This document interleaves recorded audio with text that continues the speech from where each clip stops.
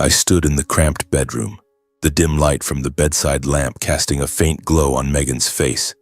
My wife. I am Andre Brooks, 35 years old, an electrician in California. I took a deep breath, trying to keep my voice calm, almost whispering. Megan, I have to leave urgently for a work trip for a few days. While I'm away, can you help me take care of Mom a little? Just cook a few simple meals and do some light cleaning. It's not much. I looked into her eyes, hoping to see a nod, a smile, or at least some understanding. My mother, Violetta Brooks, 62 years old, had been bedridden for days. She had a high fever and was so weak she couldn't even sit up on her own. I had been by her side the whole time, cooking porridge, giving her medicine, wiping her body, all by myself. Now, with an emergency call from my manager about a major incident at the power station, I had no choice. I believed Megan would understand. We were husband and wife. This was about family. She would do it, wouldn't she? But Megan just sat there on the bed, scrolling through her phone. Then she looked up at me with cold, emotionless eyes. She spoke in a flat tone, as if declining an invitation for coffee. No, that's not my responsibility. I'm not obligated to take care of your mother. I froze. It felt like a bucket of ice water had been dumped over me, seeping straight into my heart. What did you just say? I stammered, trying to convince myself I'd misheard. But Megan continued, her voice still calm. I'm not cooking or cleaning anything either. That's her duty, not mine. It has nothing to do with me. My heart pounded furiously, blood rushed to my head. For days while Mom was sick, I had handled everything alone. Waking up early to cook porridge, rushing home at lunch to change her diapers, staying up all night to give her medicine. And Megan? She hadn't once asked how Mom was doing, hadn't even stepped into her room to check on her. I couldn't hold it in anymore. The resentment exploded and my voice came out louder than I intended. What are you saying, Megan? I've been taking care of Mom all by myself these past few days, and you haven't helped even once. You're my wife. This is our family. Megan turned her head away defiantly, her eyes icy cold, her tone cruel and challenging. That's your problem. I don't have time to take care of a sick old woman who can't even get out of bed. Each word cut into me like a cold blade straight through the heart. I took a sharp breath, trying to keep my voice from breaking, but it trembled with rage and despair. I just got a call from my manager. There's a major incident at the power station. I have to go right now, and I might not be back for days. I have no other choice, Megan. Please. Just for a few days, I'm begging you. Megan let out a sarcastic laugh and threw her phone onto the bed in irritation. You're always like this. The moment something comes up, you use your mother as an excuse. Your job, your mother. Deal with it yourself. Don't expect anything from me. I took a step forward, my heart pounding violently, my voice almost choking. I'm not asking you to do anything beyond your strength. I just need you to be a wife, to have even a little humanity, Megan. She crossed her arms over her chest and stared at me with those frigid eyes. You're mistaken. I married you. It doesn't mean I have to sacrifice myself for your family. In that moment, everything shattered. The rage surged uncontrollably, my fists clenched so hard they shook. In a blind fit of fury, I raised my hand. The sharp, resounding slap echoed through the stifling room. Megan clutched her cheek, her eyes wide with shock. I stood frozen for a brief second, stunned by my own action, breathing heavily, my heart pounding as if it would burst from my chest. Then I lunged forward, my voice hoarse with anger. That's enough. From now on, my mother will not stay in this house for one more minute. Megan lost it. She jumped up as if set on fire, screaming venomous curses. You bastard! You dare hit me? And that old hag, she does nothing but lie there being a burden to everyone. I hate both of you. Her insults flew like knives, slicing into me and into the mother lying in the next room. I heard every word clearly, but I didn't respond anymore. I turned abruptly and stormed out of the room, shaking violently. My heart pounded, my mind spun, and only one thought remained. I had to get my mother out of this place right now. I went straight to Mom's room. She lay there, frail beneath the thin blanket, breathing weakly. I gently sat beside her bed and took her hand. Mom, we're leaving. I'm taking you away from here tonight. Violeta opened her eyes, weary and full of worry. She squeezed my hand tightly, her voice faint. Andre, don't make this a big deal. I'm afraid you'll lose your job, lose your family because of me. Just let me stay here, go to work. I shook my head, tears welling up. No, Mom, I can't leave you here another minute. Megan, she doesn't deserve us. Let's go. The air in the house turned to ice. The wind howled outside the window as if foretelling an irreversible turning point that had just begun. I helped my mother up, filled with determination yet also gripped by fear of what lay ahead. We stepped out of the room, down the pitch-black hallway where the shadows seemed to whisper warnings. Megan was still in the bedroom. Her curses echoed through the wall, but I ignored them. We reached the front door and the night wind rushed in as if urging us to leave faster. I carefully helped Mom into the car, easing her into the reclined passenger seat and adjusting her position so she could breathe more easily. She coughed weakly a few times, each one twisting my heart. I tucked an extra blanket tightly around her, pulling it up to her chin, then gently closed the door. The engine roared to life, shattering the heavy silence. We drove away from the house without a word, heading toward an unknown destination. In the rearview mirror, I watched the house disappear into the darkness. A strange feeling rose inside me, freedom mixed with overwhelming fear. Where would we go now? Money was tight and Mom was seriously ill. Anxiety made my hands grip the steering wheel so hard my knuckles turned white.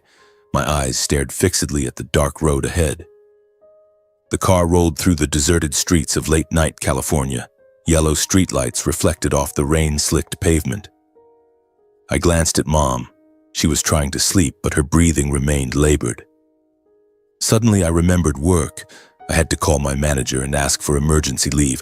I couldn't let them think I'd just walked out. I pulled over, took out my phone with trembling hands and dialed. Boss, it's Andre. My mom is in critical condition. I need a few days off to take care of her. I'll come back as soon as I can. My manager's voice came through as gruff as ever, but colder than I'd ever heard it. He cut me off before I could explain. Andre, I'm extremely disappointed in you. This is a major contract. We're in crisis and you're asking for leave now. You're seriously damaging the whole company. I opened my mouth to speak, but he continued, his tone final and merciless. You're fired, effective immediately. Don't call me again. I tried to protest, to remind him of all the emergency shifts I'd always taken, that I'd never once asked for leave before. But the line went dead with a cold beep. The call ended in an instant, like a final knife to the heart. I sat frozen, stunned, gripping the wheel so tightly my knuckles went white. My face stiffened with shock and helplessness. Tears rolled down uncontrollably. I'd lost my job. Our only source of income, my monthly salary, gone in the blink of an eye. What now? Rent, medicine, food, everything crashed over me like a flood. Violeta turned her head weakly and looked at me, her eyes filled with worry and pity despite her own frailty. She asked softly, voice trembling, Son, what happened? Why is your face so pale?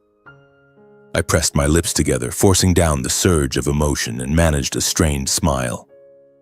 It's nothing, Mom. Just a little work issue. I'll fix it. But my smile was crooked and she knew. She said nothing more, yet her gaze followed me silently, full of sorrow. She understood, as she always understood her son, that I had just lost the job that was our only lifeline. The air in the car grew even heavier, broken only by the engine's hum and the wind howling against the windows. The car kept moving through dark roads toward the old boarding house district on the edge of the city where I had lived as a student. Streetlights were sparse. Darkness seemed ready to swallow us whole. I stopped in front of a row of rundown boarding houses, their walls stained and patchy, rusted tin roofs rattling in the wind. I jumped out and hurried to the front desk where the elderly landlord was dozing. I need a room for tonight, please, I said urgently. He gave me a strange look but handed over a key after I paid in cash, the last of the money in my wallet. After finishing the paperwork, I returned to the car and carried Violeta out. She felt frighteningly light in my arms. I brought her into the cramped, musty room and laid her on the hard, single bed. I adjusted the pillow, pulled the blanket higher, then sat beside her. She gave me a faint, grateful smile before quickly falling into a deep, exhausted sleep after days of illness and the sudden midnight journey. I sat there holding her hand tightly, waves of emptiness, helplessness, and fear crashing over me. The room was pitch black except for the faint streetlight filtering through the thin curtains. How would we survive? No job, no money, and Mom so sick. My heart pounded wildly, my mind spun. In that moment, old memories flooded back uncontrollably like an old film reel running backward, dragging me into the past, where it had been just the two of us relying on each other. I remember it clearly. When I was 6, my father left us for his mistress. It was a pouring, rainy morning. He walked out with his suitcase without looking back. "I'm sick of this house," he told Mom coldly. He left us in an empty home buried under gambling debts. I was too young to fully understand. I only knew to cry when I saw Mom collapse on the floor, tears streaming down her face. She held me tight and whispered, "It's okay, son. We'll be all right." From that day on, Mom carried everything alone. By day, she worked in a garment factory, her hands calloused from needles and thread. At night, she took in neighbors' laundry no matter the weather or how sick she felt. Some nights she ran a high fever, yet still sat up sewing until late, just to buy me milk. She was both a gentle mother who stroked my hair each evening and told fairy tales to help me sleep, and a strong father figure who taught me how to fix things and how to get back up after falling. "You have to be strong, Andre," she would say, her voice warm yet firm. "Never let anyone break you." She taught me everything: how to be polite to neighbors, how to hold your head high in hardship, how to rise by your own efforts. "Money can be lost, but character lasts forever," she always reminded me. I grew up fast in that frugality. By age 10, I was already helping with chores, going to the market, doing odd jobs for pocket money. Our meals were simple: bread with vegetables, thin porridge, but always filled with laughter. Just the two of us, leaning on each other through the years. Poor but peaceful, hard but warm. On rainy nights, we sat by the window. She held me and spoke of her dream, a better life for me. But everything started falling apart when I fell in love with Megan. We married quickly. I brought her home thinking I was bringing happiness. Instead, the once peaceful house gradually became suffocating, cold and fractured beyond repair. Megan never got along with Mom. Small conflicts built into storms. Now sitting in this boarding room holding Mom's hand, I realized that warm past was under threat. Fear of the future kept me wide awake. I just sat there listening to her breathing, praying for a miracle. I remember the first days with Megan as vividly as if a slow-motion film were playing in my mind in the dead of this silent night. It was a golden sunshine afternoon in California.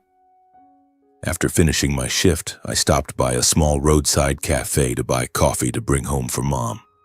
While waiting in line, I saw the girl in front of me drop her phone. I bent down, picked it up, and handed it back. Megan turned around to thank me. Long, glossy hair, a radiant smile, stunningly beautiful and captivating. I was momentarily stunned.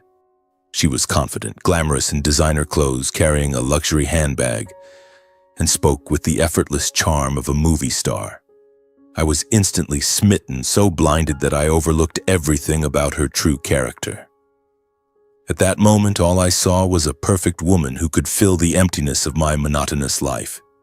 Work, go home to Mom, repeat. "I'm Megan. And you?" she asked in that honey-sweet voice, and from that instant, we began.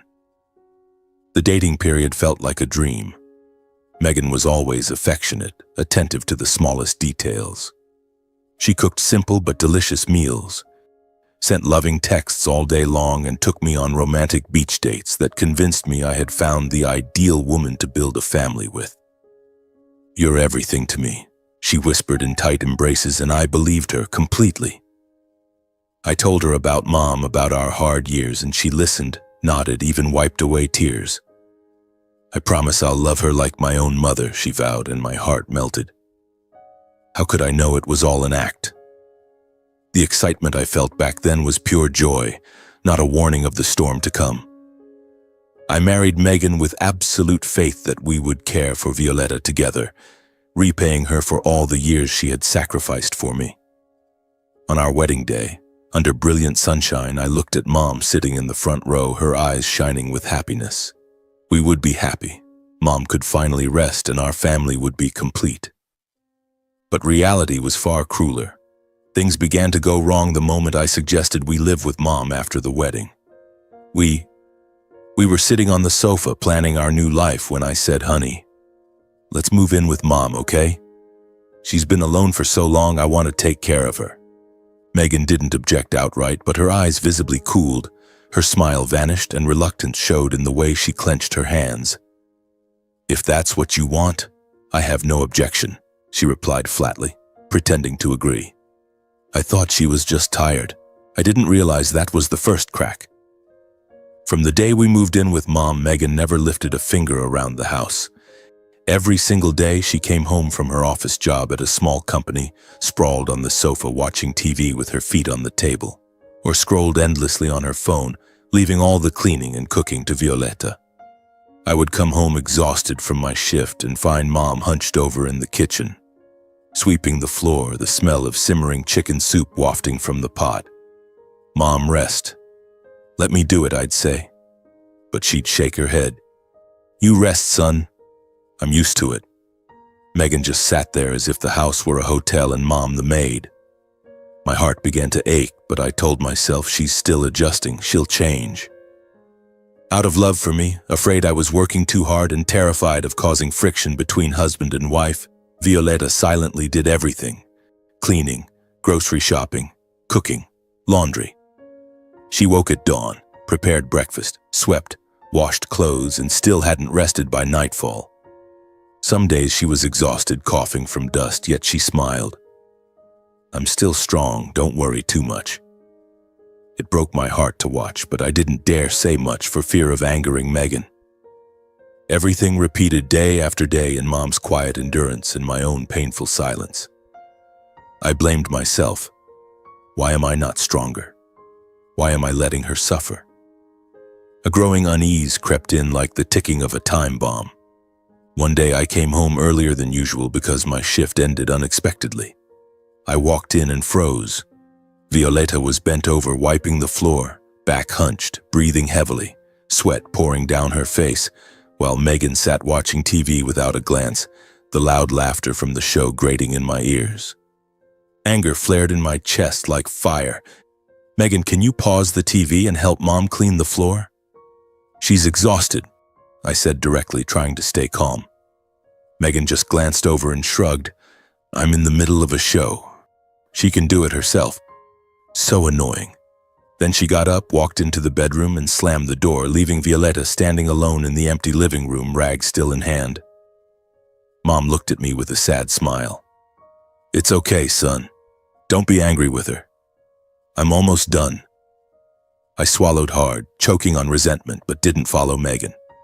I wanted to scream, but held it in, terrified everything would shatter. Another time, Violetta spent the entire evening cooking, her hands trembling as she chopped vegetables and simmered meat for a family meal. When the fragrant food was served, I sat down with a weary smile. Megan tasted a few bites, put down her spoon, and bluntly complained, "This is so bland. How do you even cook, Mom? It's not to my taste at all." Violetta froze beside the table, face paling, hands clutching her apron. My heart felt crushed. I couldn't hold back and raised my voice in Mom's defense. "Megan, what are you saying? Mom worked hard to cook and you just criticize like that?"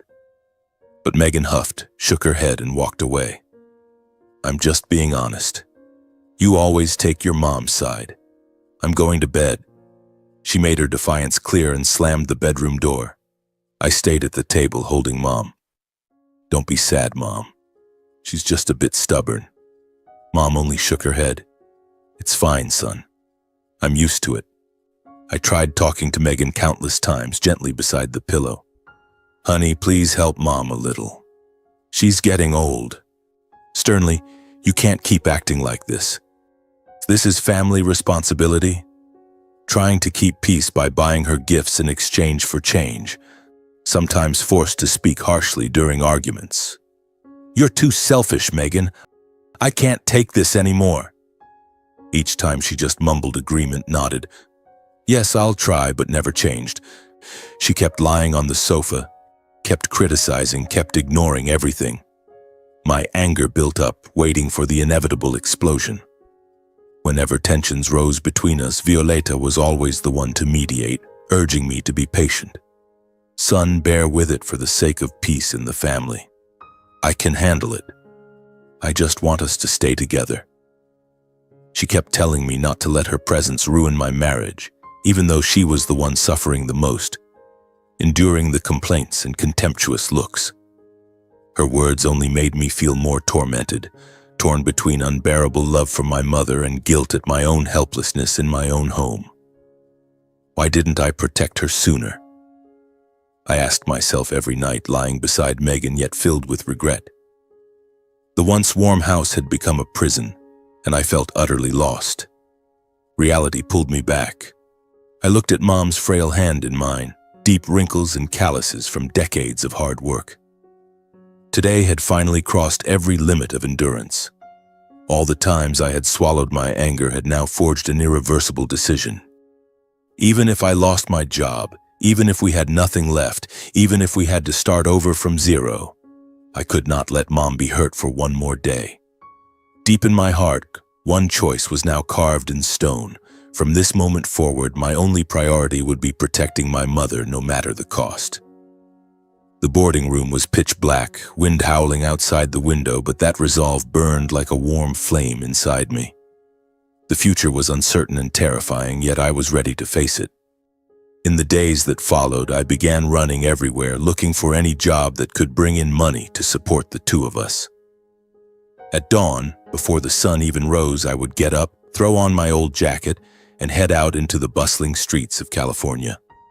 I wandered from construction site to construction site, asking foremen for helper work, stopped at cafes begging to be a waiter, even applied at supermarkets for warehouse jobs. "I'll take anything, as long as it pays weekly," I told the owner of a small auto repair garage, my voice full of hope. He shook his head. "Sorry, we're fully staffed." One place after another, my legs grew numb with exhaustion, but I didn't stop. Each rejection twisted my heart, thinking of Mom lying in that cramped boarding room, waiting for me to come home with a meager bag of groceries. Anxiety surged. Would I find work today, or would we go hungry? I gritted my teeth and kept going. During the day, I rushed from one odd job to another. Luckily, I managed to land temporary electrical repair work with a small company. The pay was low, but enough to buy milk and medicine for Mom. Sweat poured down my face under the scorching sun, my hands black with grease, but I never complained. In the evenings, I returned to Violeta in our tiny boarding room. I cooked, cared for her, and fed her medicine myself. I learned to make thin rice porridge, adding a few vegetables for nutrition, then sat by the bed spoon-feeding her. "Eat up, Mom." I'm getting pretty good at this, I'd say, forcing cheerfulness so she would smile. She swallowed with difficulty, but her eyes lit up. "You're working too hard for me." "Thank you, son." Those moments warmed my heart and made the exhaustion disappear. Mom's health slowly improved bit by bit. The fever gradually broke. She could now sit up against the wall to eat, talk with me. From being completely bedridden, she began to laugh and tell old stories again, even if her voice was still weak. "I feel much better today, don't worry," she'd say, gently stroking my hair. Watching her recover day by day filled me with both joy and heartache. It drove home how right my decision had been to take her away. If we had stayed with Megan, what would have happened to her? The thought of what might have been if I hadn't acted made me shudder. She was alive, she was smiling, that was everything. Throughout this entire time, Megan never once called. Never sent a single text, never asked how Mom was, never apologized, never showed the slightest concern. My phone stayed silent as if she had never existed. Her silence made it clear she still believed she was the victim and that Mom and I were the ones in the wrong. Does she really think she's the victim? I asked myself every night, bitterness flooding my chest. Not one word about Mom's illness, not one apology for the venomous things she'd said. That silence cut like a knife, but it also woke me up. This marriage had died long ago. One day, after a grueling shift, I decided to go back to the old house to pick up more clothes and personal documents. My heart pounded as I drove there, anxious about what I might find. I opened the door and froze, as if struck by lightning. The living room was littered with leftover food, soggy pizza boxes, potato chip bags, beer cans rolling across the floor. The stench of stale alcohol and cold food hit me like a wave, making my stomach turn. The house that had once been clean and warm was now a garbage dump, unrecognizable from the days when Mom still lived there. I walked into the bedroom and the sight made my heart clench. Megan lay there drunk, hair a tangled mess, clothes disheveled, the bedside lamp casting shadows on her exhausted, dissolute face. Empty liquor bottles lay beside the bed. She snored loudly. I stood frozen, rage rising. This was Mom's home, now turned into a party den. Despite the anger and disappointment boiling inside me, I quietly gathered my things. A few shirts, important papers from the drawer without waking her, and slipped out. As I stepped outside, I looked back at the house one last time, my heart aching. How could she do this? I thought, gripping the keys so hard my hand hurt. The unease about what was happening inside kept me awake all night. The next few times I returned for the rest of my belongings, the scene was almost unchanged. The house filthy, floors sticky with dirt and bottle caps, Megan either exhausted or drunk. Once she was sprawled on the sofa, eyes glazed, surrounded by loud, unfamiliar friends laughing and drinking. I walked in trying to stay calm, but rage boiled inside. One time I couldn't hold it in and spoke up. "Megan, what are you doing to the house? This is Mom's home." She snapped back shrilly. "Whose house doesn't matter. You and that old woman walked out on your own, remember? Now I live however I want. Mind your own business." Her words slapped me in the face, but I stayed silent. Arguing was pointless. I collected my things, left, chest tight with resentment, waiting for the moment everything would finally explode. The breaking point came one afternoon. I was on my way back to the boarding house after work, shirt still soaked with sweat, when I ran into Mrs. Carter, the kind neighbor who lived next door to the old house. She was watering plants in front of her home. She waved me over, but her face looked hesitant. "Andre, I need to tell you something," she whispered, pulling me aside as if afraid someone might hear. My heart raced. I had no idea what was coming. She hesitated, then said quietly, "Lately, I've seen Megan bringing strange men home. They're very affectionate, hugging and kissing right at the door. One guy even stayed overnight and only left in the morning. I didn't want to say anything, but you should know." I stood frozen in the middle of the street, my mind spinning. Every word from Mrs. Carter stabbed straight into my chest. Rage, humiliation, and pain choked me. My heart pounded so hard my hands shook. Are you sure? I didn't mishear, did I?" I stammered, my voice breaking. Mrs. Carter nodded, eyes full of pity. I saw it clearly. "I'm not mistaken. Be careful, dear." I turned away, legs heavy as lead, thoughts chaotic. Images of Megan with some stranger flooded my mind. I wanted to scream. In that moment, I realized this marriage had gone beyond indifference. It had plunged straight into betrayal. A fire of uncontrollable fury ignited inside me, signaling that an unavoidable confrontation was now only moments away. I drove back to the boarding house with my mind in chaos. The scenery on both sides of the road blurred under the fading afternoon sun. Every time I stopped at a red light, I gripped the steering wheel tightly, trying to suppress the rage boiling inside me. Mrs. Carter's words echoed in my head, word for word, detail by detail, hammering into my brain like blows from a sledgehammer. Just imagining Megan possibly betraying me made my heart feel like it was about to explode from anger and humiliation.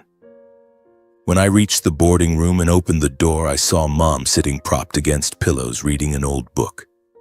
She looked up and smiled. "You're back, son? How was work today?" but her smile vanished the moment she saw my face, pale, eyes red with fury. I sat down beside the bed and tried to speak calmly to Violetta, though no matter how hard I tried, the anger and resentment spilled out in every trembling word. "Mom, I have to tell you something," I began, my hands clenched. "Megan, she's been cheating on me. Mrs. Carter told me everything. She's been bringing strange men home, acting all lovey-dovey right at the door, even letting them spend the night. I can't believe it, but it all fits with what I've seen.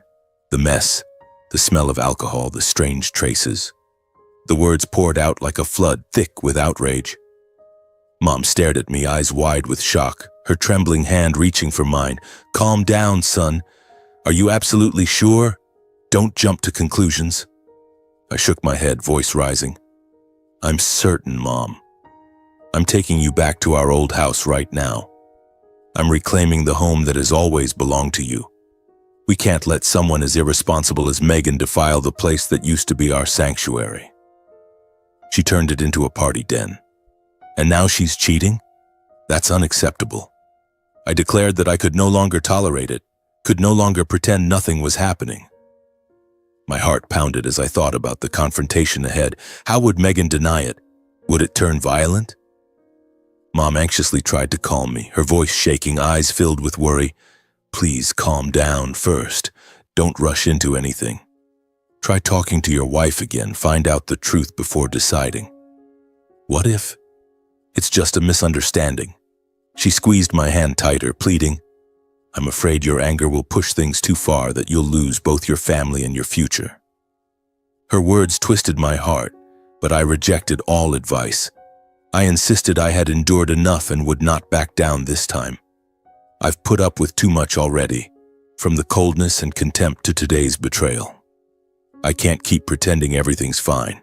Just rest, Mom. I'll handle the rest.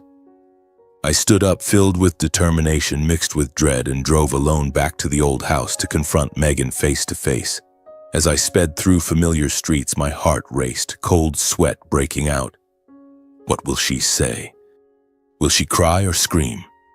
I wondered, gripping the wheel. The wind roared through the open window like a warning of the coming storm. I opened the door and stepped inside. The stench of alcohol still hung heavy in the air. Megan was sprawled on the sofa, hair disheveled, face weary, scrolling mindlessly on her phone. She looked up, eyes indifferent. "What are you doing here?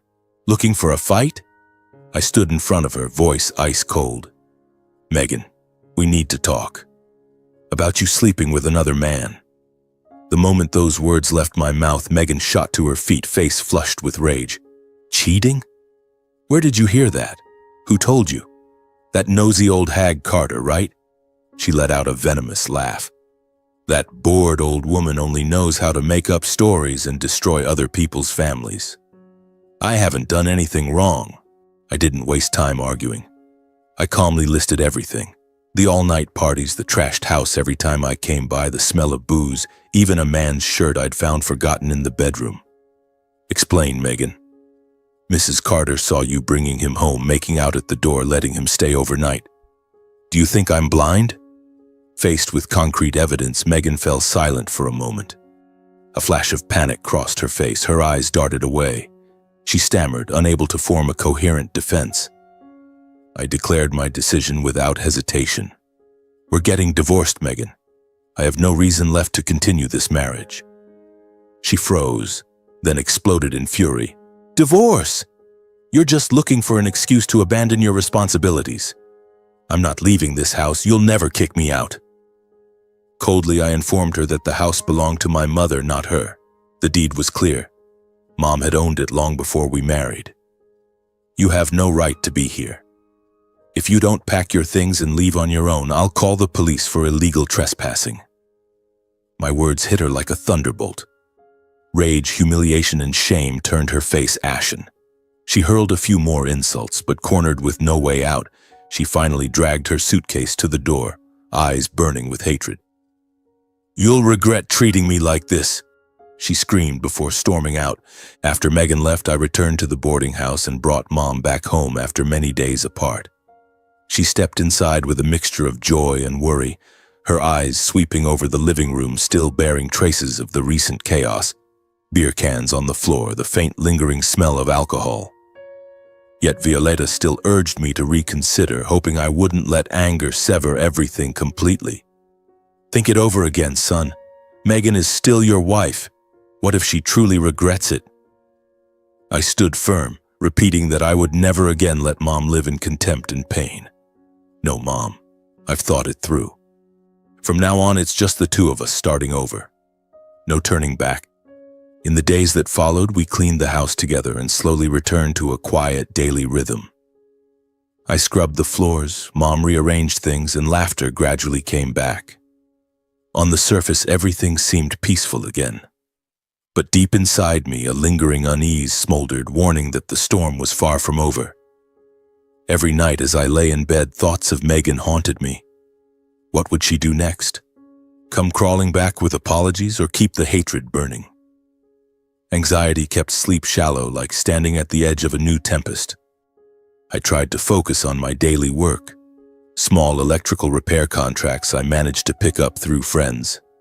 Every morning I woke early, made coffee for Mom, sat with her for a simple breakfast, toast with jam, and listened to her tell stories from when I was little. But Megan never left my mind. Where had she gone?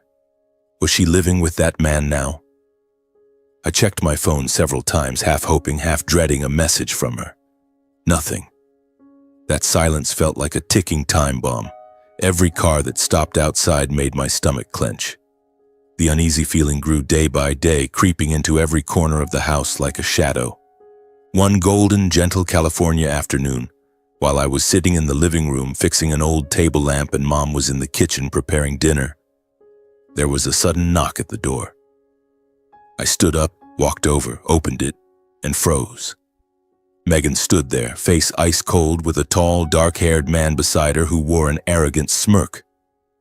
That had to be Ridge Grant, her lover, exactly as Mrs. Carter had described.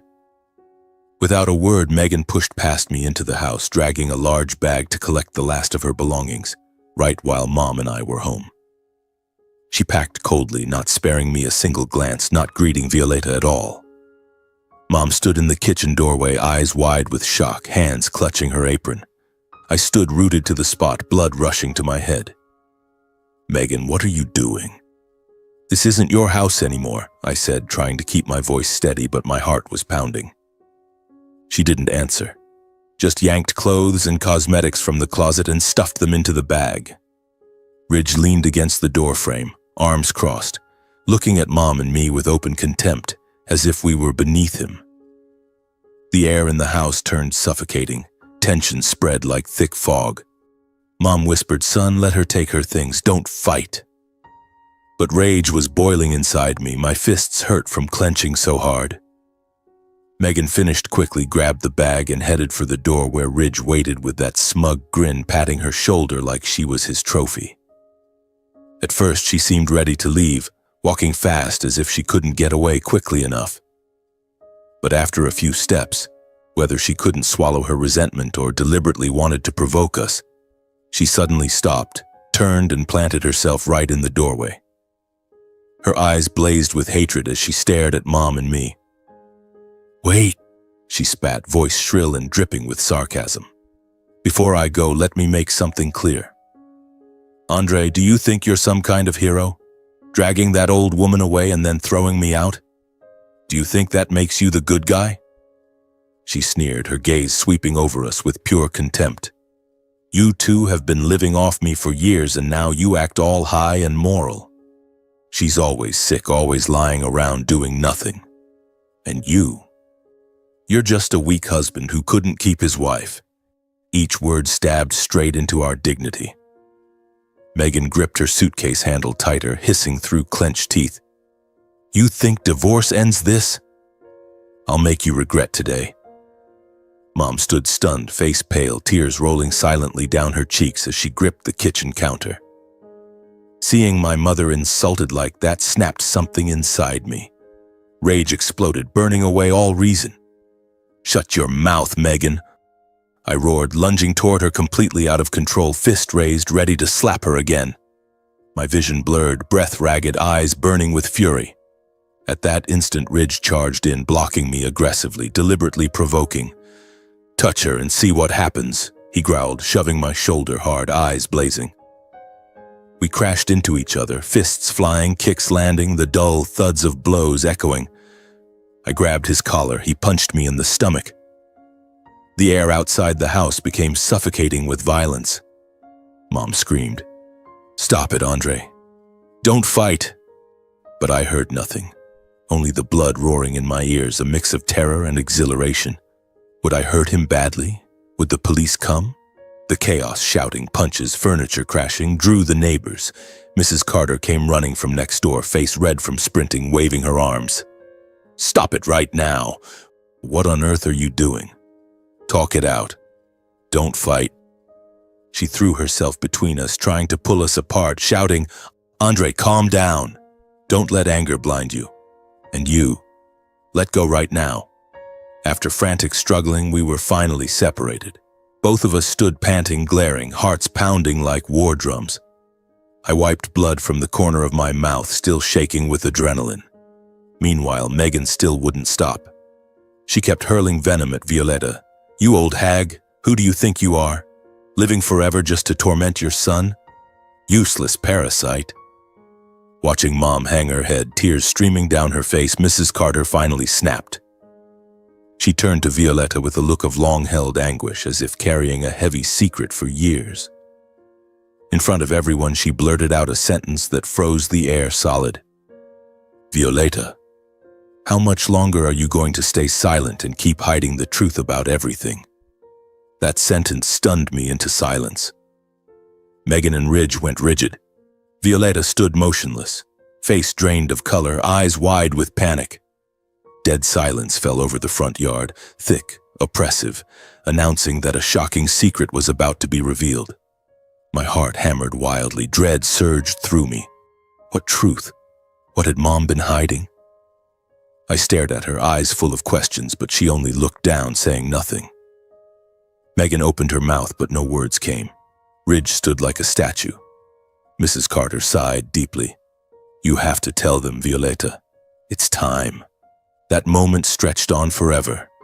The evening breeze carried the scent of wildflowers from the neighbor's garden, yet the atmosphere felt heavy as lead. I stepped closer to Mom, touching her shoulder. "Mom, what have you been hiding from me? What is Mrs. Carter talking about?" She shook her head, avoiding my eyes, and a cold shiver ran down my spine. The unease I had felt for days now crystallized into terrifying clarity. This was not the end. It was the beginning of something much bigger. Neighbors began gathering, whispering. I knew without a doubt that our lives were about to be turned upside down once again. After Mrs. Carter's shocking words, Megan, Ridge, and I all turned at once to stare at Violetta, each of us with eyes full of confusion and anticipation. I was utterly stunned. I couldn't fathom what secret my mother could possibly have kept hidden until this very moment. My heart pounded wildly, my mind spinning with a flood of questions. What was this secret? Did it have to do with my father, money, or some dark past she had buried for decades? Mrs. Carter sighed and took a step back, as if already regretting her outburst. The tension on the front porch was so thick I could hear the leaves rustling in the breeze while neighbors whispered, "What's going on? What has Mrs. Violetta been hiding?" After a few seconds of heavy silence, Violetta slowly straightened up a little. Though her face was still pale, her trembling voice carried a quiet resolve. "Andre, and everyone here. Yes, I have kept something hidden for a very long time. The entire stretch of land along this street, every parcel, actually belongs to me." Her words struck like a bolt of lightning out of a clear sky. I froze, my mind going completely blank. The land along the whole street, meaning our house, Mrs. Carter's house, this entire little block? I stared at her, stammering, "Mom, what are you saying? How could you possibly—" She continued, her voice steadier now. "Part of it I inherited from my parents when I was young. The rest I quietly saved up for and bought piece by piece over many years. I worked myself to the bone, saved every penny, bought small plots and rented them out. I stood there, ears ringing, unable to believe that the frugal, quiet woman who had scrubbed floors and cooked meals without complaint all these years was the owner of such an enormous asset. The woman I saw bent over cleaning every day, this woman was the landlord of the entire neighborhood. I turned to Mrs. Carter, desperately seeking confirmation that I hadn't misheard. She nodded solemnly, eyes serious. "Your mother is telling the truth, Andre. I've known for years. I was the first person to rent land from her. The contract is still there. I was so dizzy I had to grab the door frame. My legs felt like jelly. I leaned against the wall to stay upright. All those years of poverty, all the times I worried about money. Had it all been an elaborate facade my mother created? She had lived simply, forced me to stand on my own 2 feet when in reality she was wealthy? My heart raced, a wave of shock and emotion surging through me. Everything was changing. Tears welled up as I looked at her. "Mom, why didn't you ever tell me? I had no idea." She gave me a sad smile. "I'll explain everything later, son." While I stood in stunned disbelief, Megan and Ridge were genuinely horrified. The arrogance and smugness drained from their faces in an instant. Megan stood frozen, mouth hanging open, her face flushing crimson, then turning ashen. Ridge, the tall, aggressive man who had just been throwing his weight around, now looked like a statue, eyes wide, arms hanging limp at his sides. Violeta turned to me, her voice softer but firm. "I kept it secret because I didn't want money to shape who you became. I never wanted you to live off family wealth. I wanted you to stand on your own, to know the value of hard work and what money really means." She paused, then added gently yet resolutely, "And you've done it, Andre. You work, you take care of me, you live honestly and responsibly. That's all I ever needed to be at peace." Her words squeezed my heart. Tears rolled down my cheeks. So every hardship I'd endured had been her lesson? Then Mom turned to Megan, her tone grave but not harsh. "As for you, my daughter-in-law, in my original plan when I passed away, all of this property was going to be left to both of you, on the condition that you lived with kindness, respect, and filial devotion. I truly believed you would be a good person, that you would care for Andre and for me. But..." She stopped, looking at Megan with deep regret. At those words, Megan dropped her gaze to the ground, face burning with shame. She realized in that moment that she had single-handedly destroyed everything. She stood trembling, unable to lift her head, her whole body rigid with humiliation. Ridge remained speechless, his earlier contempt shattered as he understood that the house and land he had just mocked belonged to the very woman he had insulted. He stepped back, face pale, fists clenched as if he wanted to punch the air itself. Unable to bear the suffocating atmosphere any longer, Megan and Ridge shrank into themselves and turned away in silence. They hurried off like they were fleeing, carrying their shame and the total collapse of their pride. I watched them go, my heart still pounding from everything that had just happened. Megan glanced back once, eyes red, but said nothing. She quickly got into the car and disappeared down the street. In the days that followed, Mom and I cleaned the house together and slowly returned to the rhythm of everyday life in a much quieter atmosphere. I scrubbed the floors, she rearranged things, and laughter gradually came back, though it was still cautious. On the surface, everything seemed settled, but deep inside me, a lingering unease still smoldered. Every night I thought about Megan. What would she do next? Would she come back to apologize or carry her hatred further? Those thoughts kept my sleep shallow, as if I were standing on the threshold of another storm. I tried to keep life normal. Each morning I woke early, made coffee for Mom, then went out to the small electrical repair jobs I'd found through old friends. Mom still tidied the house and cooked simple meals, thin porridge with vegetables, and the two of us sat at the table talking about little things. "How was work today, son?" she'd ask warmly. I'd smile and tell her about a tricky repair, but my mind kept drifting back to the secret that had just been revealed. Would that huge property bring new trouble? Every evening I pored over the documents, trying to understand the rental contracts better, yet the anxiety about Megan never faded. She now knew everything, and I had no idea whether she would stay silent or return with different schemes. One sunny California morning, I finally went to court and officially filed for divorce. After everything that had happened, the indifference, the betrayal, and now the truth about the property, I no longer hesitated. I sat in the lawyer's office, filling out the forms with slightly trembling hands, but a heart full of resolve. This is how I closed the chapter, I thought, as I handed in the paperwork and received the confirmation. Word that I had filed reached Megan quickly, perhaps through mutual friends or the court papers sent to her old address. I never expected her to show up just a few days later. It was a drizzly afternoon. I was sitting on the porch fixing an old fan while Mom prepared dinner in the kitchen when there came a soft knock. I opened the door and froze. Megan stood there looking worn and defeated, no trace of her former arrogance or defiance. She wore an old coat, hair messy, eyes red from crying, more frail and broken than I had ever seen her. Without waiting to be invited, she stepped inside, fell to her knees in front of Violeta, and burst into loud sobs, begging for forgiveness, pleading to come back, promising she would change and live dutifully, caring for her mother-in-law. "Mom, I was wrong. I was so selfish. I'm so sorry. Please give me one more chance. I'll change. I'll cook, clean, take care of you like my own mother," she cried, clutching the hem of Violeta's dress, tears streaming onto the floor. Mom looked down at her with eyes full of pity mixed with hesitation. She gently placed a hand on Megan's head but said nothing. Megan then turned to me, voice shaking. "Andre, I truly regret everything. I realize how badly I messed up. Please forgive me. We can start over. I love you and I'll prove it." I watched her silently for a long moment, her tear-streaked face, the trembling shoulders, but felt only coldness inside.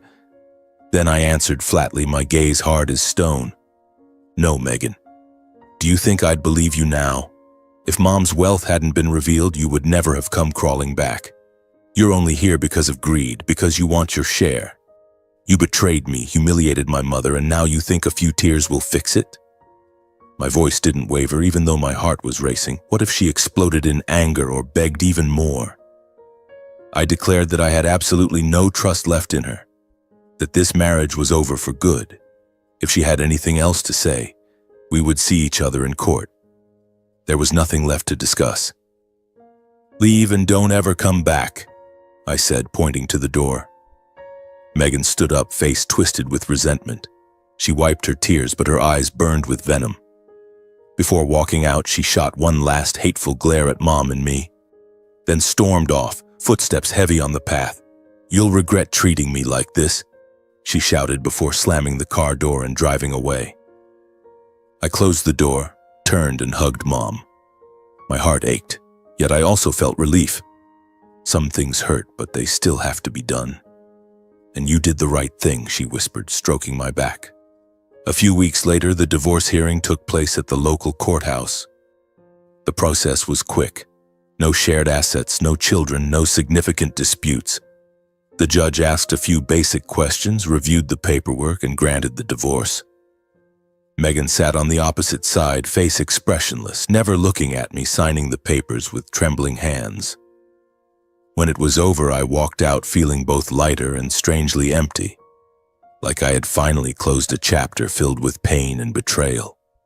The wind blew through the courthouse courtyard, carrying the scent of damp earth after rain. I took a deep breath and thought about the future. Time passed, and life for Mom and me gradually settled back into place. We returned to our familiar rhythm. I worked, she kept the house, almost as if all the storms had finally passed. But then one ordinary day, while I was reading in the living room and Mom was making tea in the kitchen, the clear sound of a car pulling up outside rang out. I got up and stepped onto the porch, curious, then froze.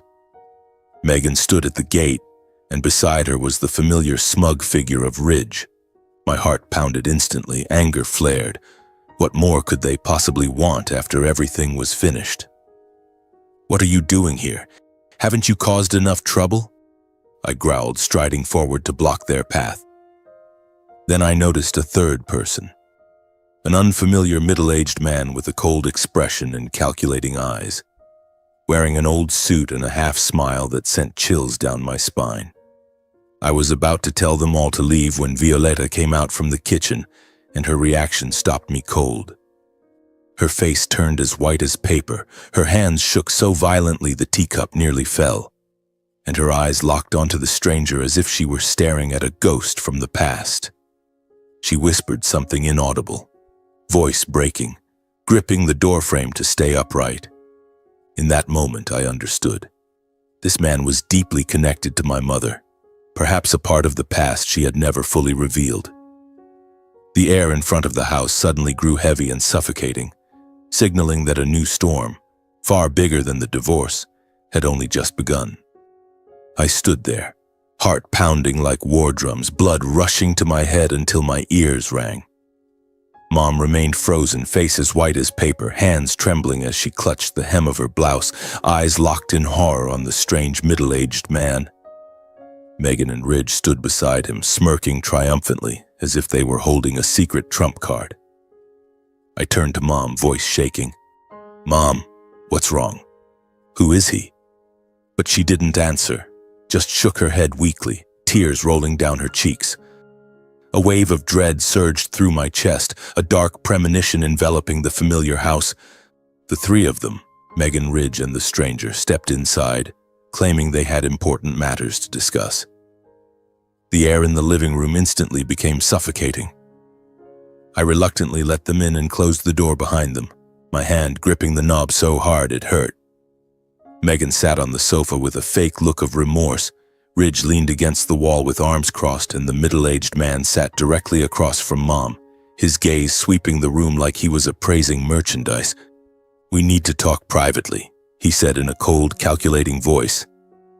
Mom sat down, hands still trembling. I stood beside her, ready to protect her if necessary.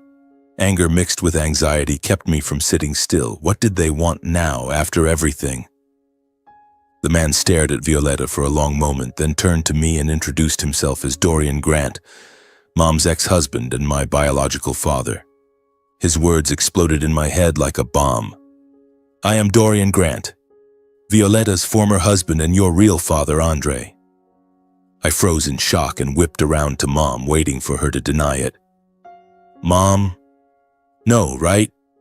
He's lying, isn't he? Say something," I stammered, voice breaking.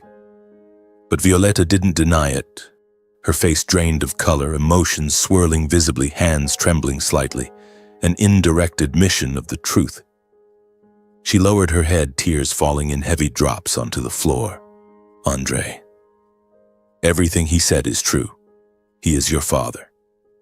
My heart stopped. My mind spun with faint memories of the man who had abandoned us when I was 3, the ghost Mom had spoken of in stories, who now stood before me in the flesh. I couldn't hold back any longer. Rage erupted as I stared straight at him. "So you really are my father? Then how could you heartlessly abandon us all those years ago? You ran off with your mistress and left us with nothing but shame and a mountain of debt," I shouted, voice shaking with fury, fists clenched white. "Do you have any idea how we lived? Mom raised me alone, carrying everything on her back while I grew up without a father. Why are you back now?" Dorian sat unmoved, only smirking coldly. "That was the past, son. Life isn't as simple as you think." I demanded to know the real reason for his return and why he had come with Megan and Ridge, the very people who had caused us so much pain. Dorian openly admitted that Ridge was his biological son from another woman. He didn't hide his motive either. He had recently heard about Violetta's vast landholdings and greed had brought him back. "Ridge is my son. I found out about Violetta's property. I'm here to claim what's mine," he said bluntly. His words left me speechless. "Ridge was my half-brother?" Megan sneered. "That's right, Andre. We're family now." Dorian boldly declared his intention. He wanted Violetta to give him a share of the property, claiming it was marital assets. "This land is joint property from when we were married." I'm entitled to half, he said coldly, greed plain in his voice. Then he threatened without hesitation. If you don't agree, we'll see you in court. I won't let you and that boy keep everything and live in peace, Megan chimed in, clearly taking his side, her earlier remorse completely gone, eyes gleaming with calculation. That's right, Mom. He has rights. We can split it fairly and I'll come back to take care of everyone. Ridge stood smugly with arms crossed, looking at me provocatively, confident now that his father backed him. He sneered, Big brother, stop being stubborn. Just divide the property and be done with it. I stared at them, rage boiling like fire, dread rising at what they might do next. Sue us? Threaten us further? I flatly rejected every demand, declaring that my so-called father had lost all rights as a husband and father decades ago. You have no rights here anymore. 30 years ago, when you walked out on us, you forfeited any claim to being a husband or a father. You never contributed a single cent all these years. Now you come back demanding a share. Aren't you ashamed? Get out. If you don't, I'm calling the police. I stated clearly that none of the three had any right to touch Mom's property or disrupt our lives again. This is property Mom built herself after you left. You don't deserve a penny. Get out! Rejected outright, Dorian stormed out, face red with anger. Megan and Ridge followed, eyes burning with hatred. You'll regret this, Andre, Megan shouted before getting into the car. They left, but the heavy atmosphere remained. I held Mom tightly, heart full of worry. Mom, I'll protect you. They can't do anything. In the following days, rumors began spreading through the neighborhood, started by the three of them via friends and social media. They claimed Violeta and I were greedy, hoarding everything and refusing to give the ex-husband a single cent. Neighbors whispered behind our backs, Violeta was that rich and hid it. Now she won't share with her ex. Suspicious looks and gossip disrupted the peace we had just regained. I went to work feeling uneasy. Mom stayed home anxious. Don't listen to what they say, son, she told me. But I knew she was hurt. Dread spiked every time a car stopped outside. Would they come back? Soon after, an official lawsuit arrived by mail filed by Violeta's ex-husband, my father, Dorian Grant, demanding a division of marital property. My hands shook with anger as I read it. They really dared. We immediately contacted a lawyer and prepared evidence. The trial took place a few weeks later at the local California courthouse, the atmosphere tense under the gaze of onlookers. Violeta presented complete proof. Inheritance documents from her parents, purchase contracts made with her own money, long-term rental records, and evidence that Dorian had abandoned the family without any financial contribution for decades. Faced with irrefutable evidence, Dorian's claim was rejected entirely. The judge ruled that he had no rights whatsoever to Violeta's assets. The defendant has proven that the property was acquired after the marriage ended with no contribution from the plaintiff. Megan and Ridge sat stunned in the courtroom, all their schemes collapsing in an instant, faces pale with shock.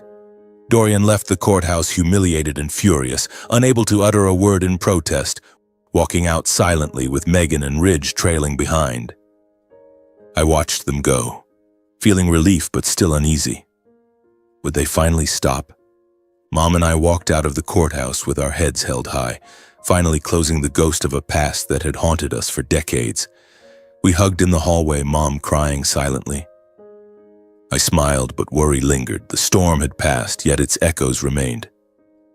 In the days that followed, life slowly returned to normal, but I became more cautious, double-checking documents and protecting Mom. The anxiety about the future gradually eased, and we began a new chapter, freer than ever before. After the trial, the lives of my mother and me turned a completely new page, free from the shadows of those who had once hurt us. No more threats from Dorian, no more venomous glances from Megan, no more provocations from Ridge. All of them seemed to vanish from our world like a nightmare dissolving under the California sun. We returned to our old house, now filled with a peace we had long lost, its familiar walls bathed in a fresh light. Every morning I woke without the old heaviness, breathing in the clean air scented with wildflowers from the backyard, knowing we were truly free at last. Mom, Violeta, seemed to grow younger by a few years. Her smile shone brighter as she moved through the house, and my own heart felt lighter than ever, even though occasional memories of the past still brought a quiet ache. We made no rushed changes. Mom always reminded me that real happiness lies in simplicity, not in outward show. Quietly, without fanfare, Violeta transferred a portion of the property into my name, simply a silent compensation for all the years her son had struggled. One peaceful afternoon, she called me into the living room and handed me the prepared legal documents. Her voice was gentle. "Andre, I'm transferring some of the land to you. Not to make you suddenly rich, but to make up for all the hardship you endured because of me. Use it wisely, son." I took the papers with trembling hands, tears welling up as I looked at her. "Mom, I don't need it. You've already given me so much." She shook her head and stroked my hair. "This belongs to you. You deserve it." We told no one, held no celebration. We simply signed the papers at a local lawyer's office. A deep warmth filled my heart, as if all her sacrifices were now quietly repaid. I did not keep the land as it was. I knew holding it unchanged might invite unnecessary trouble. Instead, after careful consultation with the lawyer, I sold several suburban parcels, ones Mom had patiently acquired over the years, at fair market value without rushing or letting myself be lowballed. The proceeds were larger than I had imagined, enough to turn a long-held dream into reality. The sales went smoothly thanks to a friend in real estate, and when I held the money in my hands, I felt both nervous and exhilarated. This was my chance to prove myself through effort, not luck. With that capital, I founded my own electrical and mechanical company. I started small, rented a modest office on the outskirts of California, hired a few trusted workers I had known from past jobs, and took on manageable contracts to minimize risk. I named it Brooks Electric and Mechanical, using our family name as a reminder of our roots. In the beginning, I designed a simple logo myself, printed business cards, and went door to door at nearby construction sites. We specialize in electrical and mechanical repairs. Fair prices, guaranteed quality, I told contractors, my voice confident even though my stomach churned waiting for the first jobs. I hired 3 skilled workers I had worked with before, and we started with small projects, wiring homes, fixing machinery for local shops. Everything was modest, nothing flashy, and it felt like the best way to honor everything Mom had taught me. The early months were grueling. I personally surveyed sites, signed contracts, supervised progress, and often worked side by side with the crew to make sure every job was perfect. Some days I was up at 4 a.m., driving hours to sites, putting on protective gear, climbing roofs to fix wiring under the blazing sun, or crawling under machines until my back ached. Sweat-soaked and calloused, I never complained. This was the independence Mom had taught me since childhood. I encouraged the guys, and we shared simple lunches under trees, talking about everyday life. Thanks to hard work and keeping our word, the company gradually built a steady client base. Jobs increased year by year. Revenue grew. From small residential contracts, we moved to larger projects, full electrical installations for office buildings, machinery repairs for local factories. I expanded carefully, hired more workers, bought better equipment, but never abandoned the principle of quality first and no greed. Monthly revenue rose from a few $1,000s to tens of thousands within a year. I felt proud looking at the balance sheets, not because of the money, but because it was the fruit of honest labor. "You've done so well, Andre. I never imagined your business would grow this fast," Mom said, eyes shining when I told her about a new contract. I smiled. "It's all thanks to you. You taught me never to give up. That's how I got here." The early anxiety had turned into momentum, pushing me forward. Violeta no longer had to exhaust herself with heavy chores. Her health improved noticeably, her spirit grew lighter. She no longer scrubbed floors from dawn to dusk or stayed up late sewing for extra money. Now she had time to rest, read, or stroll in the backyard garden. The fevers and fatigue from her long illness were gone. She ate better, slept deeply, and a smile was almost always on her face. "I feel great, son. No more worries," she said as we sat on the porch. Watching her, my heart overflowed with happiness. This was the greatest reward of all. We moved into a nicer but still modest house on the outskirts with a large garden and airy living room, yet we kept our simple, thrifty lifestyle. We bought no expensive furniture or luxury cars. "I like things simple, son," Mom said when I suggested new furnishings. We kept our old familiar belongings, saved electricity and water, and ate plain meals. The only real change was comfort. We no longer worried about bills, but money never changed who we were. Every family meal was peaceful. No more harsh words, no more forced endurance, only warmth and respect. Mom would put food on my plate. "Eat more, son. You work so hard." I'd smile, tell her about my day, and she'd listen with proud eyes. No arguments, no criticism from Megan, just laughter echoing through the house and a closeness that warmed my soul. Occasionally, I heard scattered rumors about Megan and the Grants through friends or neighbors, but I no longer cared. They belonged to the past. People said Megan was drifting. Dorian had returned to his old ways. Ridge had run into trouble. I simply shook my head and asked no more. Looking back on everything from poverty, endurance, humiliation, and betrayal to today, I deeply understood the value of resilience and filial devotion. From the years Mom carried everything alone to the times I tolerated Megan out of fear of losing family, I learned that resilience is not weakness. It is the strength to rise above storms. Filial love for my mother became my foundation, the reason I stood firm through every trial. I realized that money can make people show their true faces, but only character determines a person's real worth. Megan changed for wealth. Dorian returned for greed, but Mom, with her quiet kindness, created true value that money cannot buy. I learned that blind endurance is not noble sacrifice. Sometimes decisiveness is required to protect those we love. Tolerating Megan once caused Mom pain. Leaving saved us. I understood that family is not a place where one must suffer harm. It is where one is shielded and cherished. For Mom, family was a refuge, not a burden.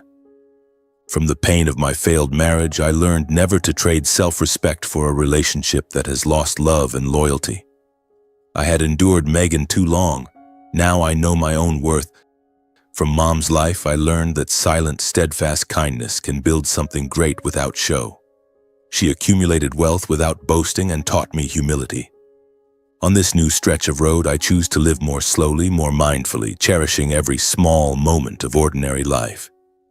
No longer racing after work, I make time for Mom, for myself, and savor simple joys. To me, success is no longer measured by money, but by Mom's peaceful smile, the calm in my heart, and the value of honest work. The company grows, yet true success is seeing Mom happy and feeling at peace inside. The story ends with the image of the two of us sitting on the porch in the quiet afternoon, golden sunset light spilling over the familiar yard. A new life has truly begun.